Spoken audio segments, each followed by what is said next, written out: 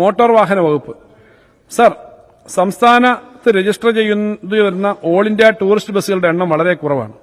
കേരളത്തിൽ രജിസ്റ്റർ ചെയ്യേണ്ടതായ ഇത്തരം വാഹനങ്ങൾ താരതമ്യേന നികുതി തുലവും കുറവുള്ള നാഗാലാന്റ്, അരുണാചൽ പ്രദേശ് തുടങ്ങിയ സംസ്ഥാനങ്ങളിൽ രജിസ്റ്റർ ചെയ്ത് കേന്ദ്ര സർക്കാരിന്റെ പുതിയ ടൂറിസ്റ്റ് പെർമിറ്റ് ചട്ടങ്ങളുടെ പിൻബലത്തിൽ സംസ്ഥാനത്ത് സ്ഥിരമായി സർവീസ് നടത്തി വരുന്നത് സംസ്ഥാനത്തിന്റെ നികുതി നഷ്ടത്തോടൊപ്പം രജിസ്ട്രേഷൻ ഫീസ് ഇനത്തിലും ഫിറ്റ്നസ് ടെസ്റ്റ് ഇനത്തിലും നഷ്ടം സംഭവിച്ചുകൊണ്ടിരിക്കുകയാണ്. ആയതിനാൽ ഇത്തരം വാഹനങ്ങളുടെ രജിസ്ട്രേഷൻ കേരളത്തിൽ തന്നെ നടത്തുന്നതിനായി ടൂറിസ്റ്റ് ബസ്സുകളുടെ നികുതി താഴെ പറയുന്ന പ്രകാരം കുറയ്ക്കുവാൻ തീരുമാനിച്ചു.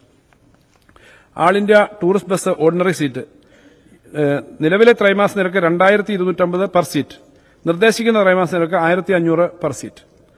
All India tourist bus push back seat നിലവിൽ 3000 പെർ സീറ്റാണ്, 2000 ആയിട്ട് കുറയ്ക്കണം. ആൾ ഇന്ത്യ ടൂറിസ്റ്റ് ബസ് സ്ലീപ്പർ ബെർത്ത് 4000 പെർ ബെർത്ത്, അത് 3000 ബെർത്തായിട്ട് കുറയും. മാത്രമല്ല മറ്റ് സംസ്ഥാനത്ത് രജിസ്റ്റർ ചെയ്ത ഓൾ ഇന്ത്യ ടൂറിസ്റ്റ് പെർമിറ്റ് എടുത്ത് ടൂറിസത്തിന്റെ ഭാഗമായി വല്ലപ്പോഴും കേരളത്തിൽ പ്രവേശിക്കുന്ന വാഹനങ്ങളിൽ നിന്നും വാഹനം പ്രവേശിക്കുന്ന തീയതി മുതൽ പരമാവധി 7 ദിവസത്തേക്ക് ത്രൈമാസ നികുതിയുടെ 10 ഭാഗം ഈടാക്കുന്നതിനും 7 ദിവസത്തിൽ കൂടുതൽ സംസ്ഥാനത്ത് തങ്ങുന്ന ബസ്സുകളിൽ നിന്നും ഓരോ മാസത്തെയും നികുതി ഈടാക്കുന്നതിനുമായി ടാക്സേഷൻ നിയമം ഭേദഗതി ചെയ്യുന്നതാണ്. എന്നാൽ സ്ഥിരമായി കേരളത്തിൽ സർവീസ് നടത്തുന്ന ടൂറിസ്റ്റ് ബസ്സുകളിൽ നിന്നും ത്രൈമാസ നികുതി ഈടാക്കുന്നതിന് വ്യവസ്ഥ ചെയ്യും. മോട്ടോർ വാഹന വകുപ്പിൽ നികുതി കുടിശ്ശിക പിരിച്ചെടുക്കുന്നതിന് ഈ വർഷവും ഒറ്റത്തവണ തീർപ്പാക്കൽ പദ്ധതി തുടരുവാൻ തീരുമാനിച്ചു. 4 വർഷമോ അതിൽ കൂടുതലോ കുടിശ്ശികയുള്ള ട്രാൻസ്പോർട്ട് വാഹനങ്ങൾക്ക് 4 വർഷത്തെ നികുതിയുടെ 30%, നോൺ ട്രാൻസ്പോർട്ട് വാഹനങ്ങൾക്ക് 40% അടച്ച് ഇതുവരെയുള്ള കുടിശ്ശിക തീർപ്പാക്കാവുന്നതും പൊളിച്ചു കളഞ്ഞതോ കൈവശമില്ലാത്തതോ ആയ വാഹനങ്ങളിൽ നിന്നും ഭാവിയിൽ ഉണ്ടാവുന്ന ബാധ്യതകൾ ഒഴിവാക്കാവുന്നതുമാണ്. Sir, excise. സർ, സംസ്ഥാനത്ത് വിൽപ്പന നടത്തുന്ന ഇന്ത്യൻ നിർമ്മിത വിദേശ മദ്യത്തിന്മേൽ ലിറ്ററിന് 30 രൂപ വരെ ഗാലനേജ് ഫീ ചുമത്തുന്നതിന് അബ്കാരി നിയമം അനുവദിക്കുന്നുണ്ട്. ആയത് ലിറ്ററിന് 10 രൂപയായി നിശ്ചയിക്കുന്നു. ഇതുവഴി 200 കോടി രൂപയുടെ അധിക വരുമാനം പ്രതീക്ഷിക്കുന്നു. GST. സർ, GST നിയമം വന്നതിന് മുമ്പുള്ള ചില നികുതി നിയമങ്ങളുടെ കീഴിൽ കുടിശ്ശികയായി സർക്കാരിന് ലഭിക്കാനുള്ളത് ഏതാണ്ട് 14,000 കോടി രൂപയാണ് എന്നാണ് കണക്കുകൾ. എന്നാൽ ഇതിൽ പല കുടിശ്ശികകളും വളരെ പഴക്കമേറിയതോ പല സാങ്കേതിക പ്രശ്നങ്ങൾ കിടക്കുന്നതാണ്, പലതും ചെറിയ തുകകളാണ്. സർ, മുൻകാല നികുതി നിയമങ്ങൾ അവസാനിച്ചിട്ട് ഇപ്പോൾ ഏതാണ്ട് 6.5 വർഷമായി. മിക്ക ബിസിനസ്സുകളും GST സംവിധാനത്തിലേക്ക് നീങ്ങിക്കഴിഞ്ഞു. കേരളത്തിലെ വ്യാപാര മേഖലയ്ക്ക്, പ്രത്യേകിച്ച് ചെറുകിട വ്യാപാര മേഖലയ്ക്ക് പുത്തൻ ഉണർവ് നൽകുന്നതിന് ആവശ്യമായ നടപടിയായും സർക്കാരിന് നവകേരള സദസ്സിലൂടെ ലഭിച്ച ധാരാളം നിവേദനങ്ങളുടെ അടിസ്ഥാനത്തിലും ആംനസ്റ്റി 2024 നികുതി കുടിശ്ശിക തീർപ്പാക്കൽ പദ്ധതി പ്രഖ്യാപിക്കുന്നു. സർ, ആംനസ്റ്റി 2024 പദ്ധതിയുടെ സവിശേഷതകൾ ഇവയാണ്. 1. കേരള മൂല്യവർദ്ധിത നികുതി നിയമം, കേരള കാർഷിക ആദായ നികുതി നിയമം, കേരള പൊതുവിൽപ്പന നികുതി നിയമം, കേരള ആഡംബര നികുതി നിയമം, കേരള നികുതിന്മേലുള്ള സർചാർജ് നിയമം എന്നിവയ്ക്ക് കീഴിലെ കുടിശ്ശികൾക്ക് ഈ പദ്ധതി ബാധകമായിരിക്കും. ബാർ, ഹോട്ടലുകൾ, ഡിസ്റ്റിലറികൾ ഉൾപ്പെടെയുള്ള പൊതുവിൽപ്പന നികുതി നിയമത്തിലെ ടേൺ ഓവർ ടാക്സ്, കോമ്പൗണ്ട് നികുതി എന്നിവയുടെ കുടിശ്ശികൾക്ക് ഈ പദ്ധതി ബാധകമായിരിക്കില്ല. GST നിയമം വരുന്നതിന് മുമ്പ് നടന്ന കച്ചവടത്തെ ആസ്പദമാക്കിയുള്ള നികുതി കുടിശ്ശികൾക്ക് ഈ പദ്ധതി ബാധകമായിരിക്കുള്ളൂ. ഈ പദ്ധതിയിലൂടെ കുടിശ്ശികകളുടെ പിഴയും പലിശയും പൂർണ്ണമായി ഒഴിവാക്കും. ഈ പദ്ധതിയിൽ കുടിശ്ശികകളെ അവയുടെ നികുതി തുകയെ അടിസ്ഥാനമാക്കി 4 സ്ലാബുകളായി തിരിച്ചിട്ടുണ്ട്. ഒന്നാമത്തെ സ്ലാബായ 50,000 രൂപ വരെ നികുതി തുകയുള്ള കുടിശ്ശികകളെ അവയുടെ പിഴയും പലിശയും അടക്കം പൂർണ്ണമായി ഒഴിവാക്കും. ആകെയുള്ള കുടിശ്ശിക തുകയുടെ 1% താഴെ മാത്രമാണ് ഇതിനകത്ത് വരുന്ന ആളുകൾ ഈ സ്ലാബിലുള്ളതെങ്കിലും ഇത് ഏതാണ്ട് 22,000-ഓളം കുടിശ്ശികകളെ തീർപ്പാക്കുന്നതിന് ഉപകരിക്കും. ആകെയുള്ളതിന്റെ ഏകദേശം 40%-ലധികം ഉള്ള ആളുകളാണ്. ഇത് ചെറുകിട വ്യാപാര മേഖലയ്ക്ക് പുത്തൻ ഉണർവാകും. സർ, രണ്ടാമത്തെ സ്ലാബായ 50,000 രൂപ മുതൽ 10 ലക്ഷം രൂപ വരെ നികുതി തുകയുള്ള കുടിശ്ശികൾക്ക് നികുതി തുകയുടെ 30% അടച്ചാൽ മതിയാകും. സർ, മൂന്നാമത്തെ സ്ലാബായ 10 ലക്ഷം രൂപ മുതൽ 1 കോടി രൂപ വരെ നികുതിയുള്ള കുടിശ്ശികൾക്ക് 2 തരം പദ്ധതികളാണുള്ളത്. ഈ സ്ലാബിൽ അപ്പീലിലുള്ള നിയമവ്യവഹാരത്തിലുള്ള കുടിശ്ശികൾക്ക് നികുതി തുകയുടെ 40% ഒടുക്കിയാൽ മതിയാകും. ഈ സ്ലാബിലുള്ള അപ്പീലില്ലാത്ത നിയമവ്യവഹാരമില്ലാത്ത കുടിശ്ശികൾ തീർപ്പാക്കുന്നതിന് നികുതി തുകയുടെ 50% അടച്ചാൽ മതിയാകും. സർ, നാലാമത്തെ സ്ലാബായ 1 കോടി രൂപയിലധികം നികുതി തുകയുള്ള കുടിശ്ശികൾക്കും 2 തരം പദ്ധതികളാണുള്ളത്. ഈ സ്ലാബിൽ അപ്പീലിലുള്ള നിയമവ്യവഹാരത്തിലുള്ള കുടിശ്ശികൾക്ക് നികുതി തുകയുടെ 70% ഒടുക്കിയാൽ മതിയാകും. ഈ സ്ലാബിൽ ഉള്ള അപ്പീലില്ലാത്ത നിയമവ്യവഹാരമില്ലാത്ത കുടിശ്ശികകൾ തീർക്കുന്നതിന് നികുതി തുകയുടെ 80% അടച്ചാൽ മതിയാകും. സർ, ആംനസ്റ്റി 2024 പദ്ധതിയിൽ നിർദ്ദിഷ്ട തീയതിക്ക് മുമ്പ് ചേരുന്നവർക്കാണ് മേൽപ്പറഞ്ഞ നിരക്കുകൾ. എന്നാൽ ഈ പദ്ധതിയിൽ ചേരാൻ വൈകിയാൽ പദ്ധതി പ്രകാരം ലഭിക്കുന്ന ആനുകൂല്യം കുറയും. ഡിസംബർ 31, 2024 ആയിരിക്കും പദ്ധതിയിൽ ചേരുന്നതിനുള്ള അവസാന തീയതി. സർ, ഈ പദ്ധതിയിലൂടെ നികുതിദായകർക്ക് ആശ്വാസം നൽകാൻ സാധിക്കും എന്ന് മാത്രമല്ല GST വകുപ്പിന് നികുതി പിരിവിന് ഊർജ്ജം പകരുന്ന പുതിയ പ്രവർത്തനങ്ങൾ ഏറ്റെടുക്കാൻ സഹായിക്കും. സർ, രജിസ്ട്രേഷൻ വകുപ്പ്. സർ, അവകാശരേഖകൾ നിക്ഷേപിച്ചുകൊണ്ട് സഹകരണ ബാങ്ക് ഒഴികെയുള്ള ധനകാര്യ സ്ഥാപനങ്ങളിൽ വായ്പയെടുക്കുന്ന ഇക്വിറ്റബിൾ മോർഗേജുമായി ബന്ധപ്പെട്ട കരാറുകൾ രജിസ്ട്രേഷൻ റവന്യൂ രേഖകളിൽ നിലവിൽ രേഖപ്പെടുത്തുന്ന പതിവില്ല.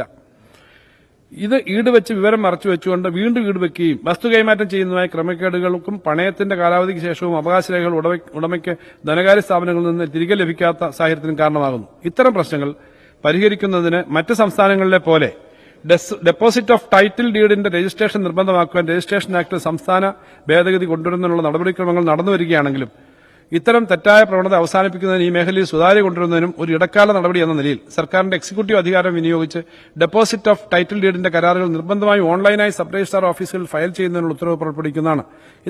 ഇപ്രകാരമുള്ള ഫയലിംഗിന് വായ്പാ തുകയുടെ 0.1% നിരക്കിൽ പരമാവധി 10,000 രൂപ ധനകാര്യ സ്ഥാപനങ്ങളിൽ നിന്നും ഫയലിംഗ് ഇനത്തിൽ ഈടാക്കുന്നതാണ്. ഇതിലൂടെ പ്രതിവർഷം 50 കോടി രൂപയുടെ വരുമാനം പ്രതീക്ഷിക്കുന്നു. നിലവിൽ ലീസ് കരാറുകൾക്ക് അവയുടെ കാലാവധി അനുസരിച്ച് വാർഷിക ശരാശരി പാട്ടത്തുകയുടെ ഒരു നിശ്ചിത വരുമാന നിരക്കിലാണ് സ്റ്റാമ്പ് ഡ്യൂട്ടി ഈടാക്കി വരുന്നത്. സർ, ലീസ് കരാറുകളുടെ രജിസ്ട്രേഷൻ പ്രോത്സാഹിപ്പിക്കുന്നതിനും പാട്ടത്തുക ആധാരത്തിൽ കുറച്ചു കാണിച്ച് നികുതി വെട്ടിക്കുന്നത് തടയുന്നതിനുമായി വാർഷിക ശരാശരി പാട്ടത്തുകയ്ക്ക് പകരം പാട്ടത്തിന് നൽകുന്ന ഭൂമിയുടെ ന്യായവിലയുടെ അടിസ്ഥാനത്തിൽ സ്റ്റാമ്പ് ഡ്യൂട്ടി നിശ്ചയിക്കുന്നതിന് കേരള മുദ്രപത്ര നിയമത്തിൽ ഭേദഗതി വരുത്താൻ ഉദ്ദേശിക്കുന്നു. കെട്ടിടം മാത്രം കൈമാറ്റം ചെയ്യുന്ന ലീസ് കരാറുകൾക്ക് കെട്ടിടം സ്ഥിതി ചെയ്യുന്ന ഭൂമിയുടെ ന്യായവിലയോ ആകെ വാടക തുകയോ ഏതാണോ കൂടുതൽ അത് സ്റ്റാമ്പ് ഡ്യൂട്ടി കണക്കാക്കുന്നതിനുള്ള അടിസ്ഥാനമായി സ്വീകരിക്കുന്നതാണ്. ഇതിനോടൊപ്പം ലീസ് കരാറുകൾക്ക് നിലവിലുള്ള സ്റ്റാമ്പ് ഡ്യൂട്ടി സ്ലാബുകളും പരിഷ്കരിക്കുന്നതാണ്. ഇതിലൂടെ പ്രതിവർഷം ഏകദേശം 40 കോടി രൂപയുടെ അധിക വരുമാനം പ്രതീക്ഷിക്കുന്നു. സർ, ഒരു പാർട്ണർഷിപ്പ് ഫേമിലെ വസ്തുവകകൾ മുഴുവൻ നിലവിലെ പാർട്ണർമാർ പുതിയ പാർട്ണർക്ക് കൈമാറിയ ശേഷം ഫേമിൽ നിന്ന് റിട്ടയർ ചെയ്യുന്നതിലൂടെ വിലയാധാരം ഒഴിവാക്കി വസ്തു കൈമാറ്റം നടക്കുന്ന സാഹചര്യം ശ്രദ്ധയിൽപ്പെട്ടിട്ടുണ്ട്. ഇപ്രകാരമുള്ള സ്റ്റാമ്പ് ഡ്യൂട്ടി ചോർച്ച ഒഴിവാക്കുന്നതിനായി ഒരു പാർട്ണർഷിപ്പ് ഫേമിലെ വസ്തുവകകൾ മുഴുവനും പുതിയ പാർട്ണർമാർക്ക് കൈമാറിയ ശേഷം ഫേമിൽ നിന്ന് വിരമിക്കുന്ന പാർട്ണർമാർ റീകോൺസ്റ്റിറ്റ്യൂഷൻ, ഡിസൊല്യൂഷൻ കാരണങ്ങളാൽ പുതിയ പാർട്ണർമാരുടെ പേരിൽ നടത്തുന്ന വസ്തു കൈമാറ്റങ്ങൾക്ക് വിലയാധാരത്തിന്റെ നിരക്കിൽ സ്റ്റാമ്പ് ഡ്യൂട്ടി ചുമത്തുന്നതിന് ആവശ്യമായ ഭേദഗതികൾ 1959 കേരള മുദ്രപത്ര നിയമത്തിന്റെ അടിസ്ഥാനത്തിൽ കൊണ്ടുവരുന്നതാണ്. ഇതിലൂടെ പ്രതിവർഷം ഏകദേശം 2 കോടി രൂപയുടെ അധിക വരുമാനം പ്രതീക്ഷിക്കുന്നു. സർ, വസ്തു വിൽപ്പന കരാറുകളുടെ രജിസ്ട്രേഷൻ നിയമം മൂലം നിർബന്ധമാണെങ്കിലും ജനങ്ങൾക്കിടയിൽ അത് രജിസ്റ്റർ ചെയ്യുന്നതിനോട് വിമുഖത കാണുന്നുണ്ട്. വിൽപ്പനക്കാരൻ രജിസ്ട്രേഷൻ സമയത്ത് ഫീസ് അടയ്ക്കേണ്ടി വരുന്നതും പിന്നീട് വസ്തു വിൽപ്പന നടക്കുമ്പോൾ അതേ തുകയ്ക്ക് വീണ്ടും ഫീസ് ഈടാക്കുന്നതും ഇതിന് കാരണമാണെന്ന് ശ്രദ്ധയിൽപ്പെട്ടിട്ടുണ്ട്.